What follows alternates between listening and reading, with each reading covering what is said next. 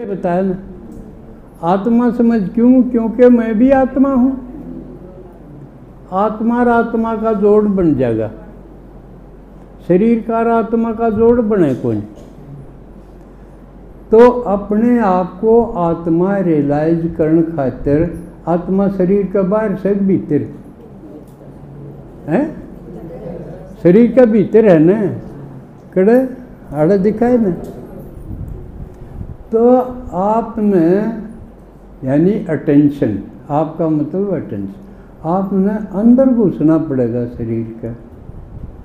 बाबा जी ने कई बार ने कहे अंतर्मुखी हो जाओ, ईबते ही रहे हो बाहर मुखी। बाहर मुखी तो दुखी हो गए, बाहर मुखी होने ते गिरावट में आए। क्यों? बाहर हम अपने आप ने कौन देखा, औरान देखेंगे, औरान देखेंगे तो भाग दौड़ बढ़ेगी। दूसरे की कोठी देखेंगे भाई, फिर हमारा ईर्ष्या होगी कि नहीं? किसकी तो इतनी बढ़िया होगी, इतनी बड़ी होगी, हमारी भी होनी चाहिए। हम इस भाग दौड़ में लाग जाएंगे, कि मैं बढ़िया होनी चाहिए। इसका छोरा यूँ करे, इतना पढ़ा, हम भी चाहे किले धरने पड़ो, उसने विदेश में भेजन की लगन लागेगी। इसका किसा गया, मेरा किसा रह गया। यूँ कोई नहीं पड़ता लावा, इसके सारे डगर गए तो यूँ एक लाड़ा सड़के मरेगा। मैं ठीक छूँ, मेरा लाड़ा रह गया तो ठीक छूँ, इसमें पड़ता कौन लगे? बहिर्मुखी का हिसाब यूँ है, वो बाहर औरान देखेगा। सूट लान जाओगे तो यूँ दिखेगा औरान बाहर लाना, मैं किसी लागूंगी यूँ पर पास। भाई क्या मतलब हुआ यू जरूरत के? तो इसलिए अगर हम बाहर मुखी के बजाय अंतर्मुखी हो जाएंगे तो ये सारे झंझट खत्म। हमने देखना है कौन? तो इसलिए ना शीशा देखना, ना औरम देखना कि वो किसा के कब है मेरे बारे में, यू सारा खत्म हो जाएगा। अंतर्मुखी होने सिंपल हो जाएंगे। और दूसरी तरफ हमारे विचार, बाबा के जो विचार हैं, उनमें रमण करने लग जाएंगे। इसको भक्ति मार्ग में भी कहा है सिंपल लिविंग और हाई थिंकिंग। अंतर्मुखी होंगे, सिंपल हो जाओगे। भाई ठीक है, जिसा भी है कपड़ा है तन ढकने के लिए, ठीक है, के दिखाना है। बाहर देखेंगे तो यूँ है दिखाना है, तो जितनी भी बाहर दिखाने की चीज़ हैं सारी खत्म हो जाएंगी अंतर्मुखी होने से। अंतर्मुखी होंगे क्या होगा? बहुत सारी चीज़ फायदे की होंगी। अंतर्मुखी हो आपने क्या दिखेगा भीतर में? सबसे पहले आपने सांस चलता दिखेगा।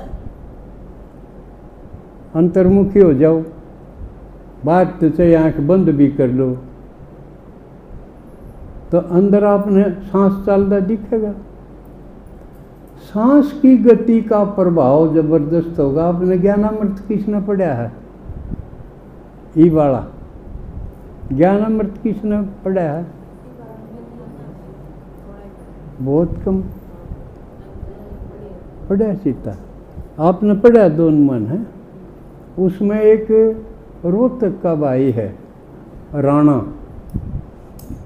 नाम तो क्या है उसके आगे, राणा है, रोहतक का है, लेक्चरर था वो, बीके है। उसने सांस के ऊपर एक लेख आया है जो मैं पहले बताया भी रहा करूँ, एक आधी बार बताया है। तो उसने लेख में है, ज्ञानामृत पढ़ियो, उसने बताया है कि सांस पर ध्यान देंगे तो सांस की गति बदलेगी, सांस गहरे हो जाएंगे। और 1 मिनट में पहले मान लिया 15-16 सांस आवे थे तो हम उन्हें घटा सका हूँ। उसने उदाहरण दिया है कि मेरे 16 सांस आवे थे 1 मिनट में, मैंने 1 घंटा मेडिटेशन करा यानी योग लगाया, तो फिर मैंने देखे, फिर 12 हुए, 16 की जगह 12 हो गए।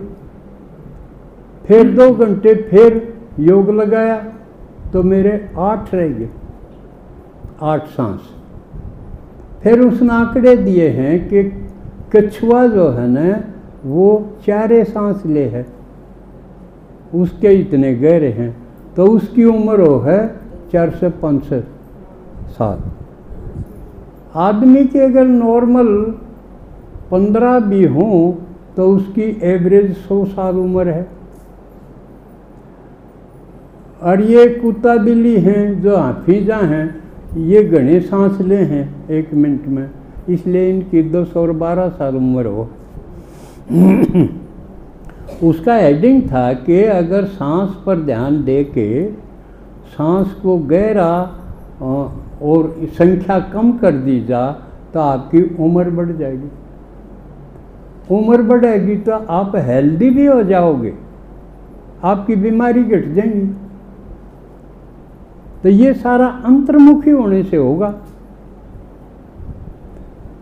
और फायदे होंगे वो दूसरे न्यारे, क्योंकि बाहरमुखी होने से हम शरीर के अंदर जो महत्वपूर्ण इसके अंग हैं शरीर के, जो कर किडनी है, हार्ट है, लंग है, ये बहुत कीमती अंग हैं हमारे शरीर के अंदर।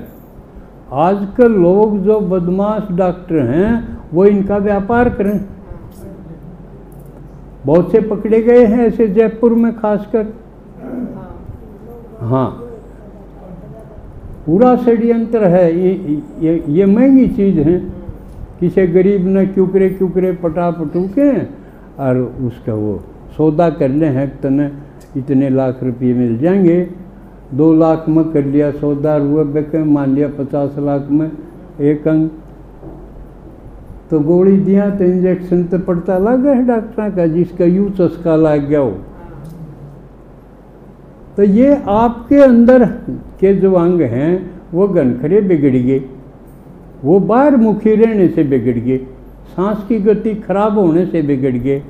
इतना भोजन का प्रभाव नहीं है जितना सांस का है।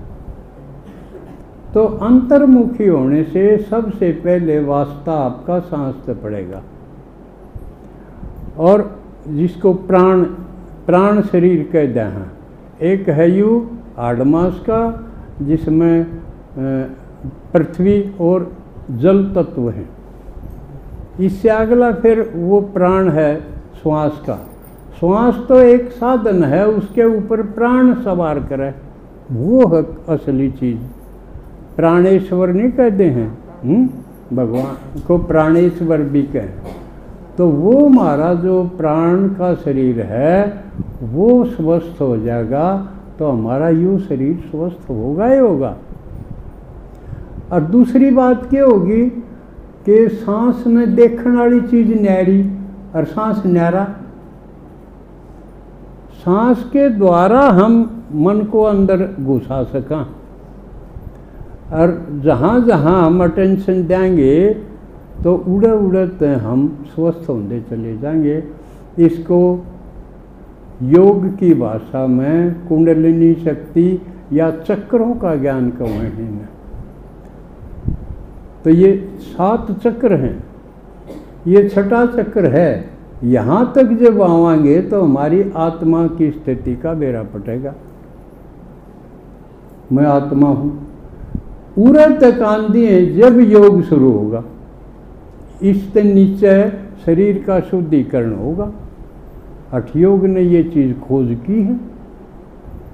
तो पहले तो प्राण शरीर के बाद फिर मन का बेड़ा पटेगा। कि मन देखा है इन्हें, सांस न कौन देखा है, इन आँखें थोड़ी दिखा है, वो तो मन की आँख से दिखेगा। तोरा मन दर्पण कहलाए हैं, भले बुरे सारे कर्मों को देखे और दिखाए, है ना। तो मन दर्पण भी है, मन नेत्र भी। मन की आँख से हम देखते, फिर यानी शरीर और मन अलग अलग हो एक ना, वो नहीं कर सका थे हम। सुन लिया, समझ लिया, यह बात अलग है, लेकिन रियलाइजेशन इस ढंग से होगा। मन का बेरा पट गया। फिर मन का बेरा पड़ते ही पता चलेगा कि मन में अच्छे भी विचार आए हैं, बुरे भी विचार आए, दोनों तरह के आएंगे। इसमें मन में देखने वाली चीज फिर बुद्धि होगी, जो अच्छे बुरे की परख करेगी, विश्लेषण करेगी, छांट करेगी। उस टाइम हम विज्ञानमय कोष में चले गए, यानी उससे पहले मनोमय कोष में थे, फिर विज्ञानमय कोष में चले गए, जो बुद्धि का काम। बस आड़त ही आया पाछा बुद्धि ये से बलम तस्य। भगवान का सारा खेल बुद्धि पर आकिन है। बुद्धियों की बुद्धि है, बुद्धि का ताला खोल दूं आवे है ना जेकर। आज की मुरली में भी था ना बुद्धि का, कि शिव भगवान सबसे पहले सबको समान रूप से बुद्धि का वरदान दे, है आज की मुरली। तो यहाँ तक आपने पहुँचना पड़ेगा अंतर्मुखी होके। अंतर्मुखी होने से आदमी बदल जाएगा। हम न्यू करा हाँ कोशिश का, हम तो न्यू के न्यू रही जावा, मारी आदत भी, मारी करनी भी, मारा स्वभाव भी न्यू का न्यू रही जा। और कि मैं करवा लो मारे पा, धोख मरवा लो, चढ़ावा करवा लो, भोग लगवा लो। क्योंकि संडे की क्लास देखी, दीदी ने एक क्लास करवाई थी भोग के ऊपर, उसके 2000 तो ऊपर व्यूज आए। मन कराई थी इसके बारे में, भाई हम ऊपर उठ रहे हैं, इसकी तसल्ली क्यों करो। उसके आए 500 कुछ। इसका मतलब मैंने फिर विचार कराया ऐसा क्यों होया, क्लास तो मेरा ही बढ़िया थी, भोग की तो मोटी ही बात थी। अब भाई भोग लगाने से भूत तो बाजे को नहीं सारे ना भी हों, लेकिन थारा धन सफल हो जाएगा। धन सफल होगा, उसका पदम गुणा बाबा देगा, खाली को नहीं जा, खाम खा कुछ नहीं जा। जो भी यज्ञ में लागेगा उसका फायदा तो मिलेगा, और वो भी संगम योग पर करे और तो पदम गुणा मिलेगा।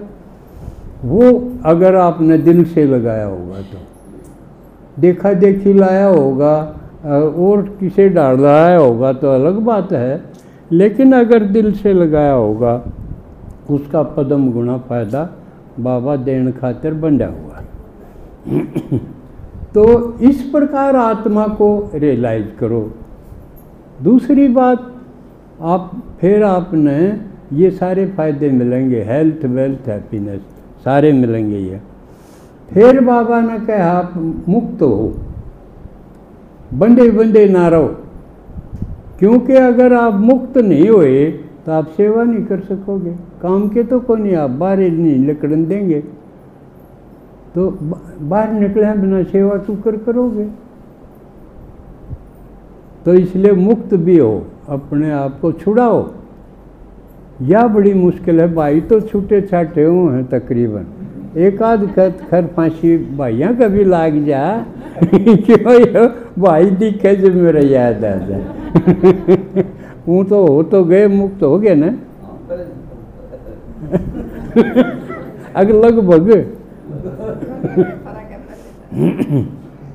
तो मुक्त हो गए तो भाइया ने भी सेवा पे निकलना चाहिए। पर्चे बांटते होंगे ना, भाई भी बांटते होंगे। और एक होमवर्क दिया दीदी ने, भाई शिवरात्रि पे न्यू देखेंगे ये पर्चे बांटने में के शिकार किसने करे। भाई राजा बनोगे तो कहानी नहीं आवे है कि राजा था वो शिकार खेलन गया, तो आप सब राजा हो इसलिए शिकार भी खेलो। शिकार का मतलब ये पर्चा के थ्रू किसी ने पकड़ो। पर्चा तो एक साधन है कि उसने पकड़ाओगे तो दो बात करने का मौका भी मिलेगा। अपने हाथ में दो, सबसे बढ़िया ये दिन दियानी कि मैं नज़र मीठी करो, कि मैं बोल मीठा करो, रागलत दो चार बात करो, तो उसने उसका फ़ायदा बताओ। भाई बहुत कसूता फ़ायदा है, शिव भगवान दे रहा आ रहा है, तो नुके तू एक दिन आके देख। 10 न 150 न कहो, जब एक आधा तो क्या होगा, पकड़ लोगे ना। जिस आदमी पकड़ना नहीं आया वो फिर शिकारी को नहीं होया। कम से कम एक तो जरूर पकड़ो, और जो जितने ज़्यादा पकड़ पाओगा वो इनाम का हकदार होगा। ठीक है ना। इसमें किसी की सिफारिश चाल दी, न को रिश्वत चाल दी, ये तो अपनी अपनी योग्यता के ऊपर है। और आज मुरली में बाबा ने एक और बात कही कि इस ज्ञान में जो आ गया वो विशेष है, उसके अंदर विशेषता ना हो ऐसा हो ही नहीं सकता। तो आपके अंदर विशेषता हैं, एक नहीं कई हैं, लेकिन बेरा को नहीं। जो कर हनुमान में विशेषता थी, भाई यू समुद्र पार भी जा सके है और यू सीता का बेरा भी ला सके, लेकिन बेरा कौन था, इतना चुपचाप बैठा रहा। उड़ा तो याद दिवाई उस तई किसने, हाँ जामुन तो नहीं याद दिवाई। तो उरे तो बाबा कब है, सब में है, लेकिन ढूंढनी आपने पड़ेगी। और वो जब मिलेगी जब अंतर्मुख हो जाओगे। बाहर मुखी रहोगे तो क्या है का नहीं बेरा पटे, सिर्फ सांस से डेरेंगे, थूक बगान दे जाओगे। घरा साधन लाओगे और बैठेंगे सीलक में, एसी में, और आप बिल भरते हांडोगे, क्योंकि घर में लाओगे बिल तो आप नहीं भरने पड़ेंगे, और उस तरफ बैठो से कोई। तो इसलिए अंतर्मुखी पहली सीढ़ी है ज्ञान में आते ही।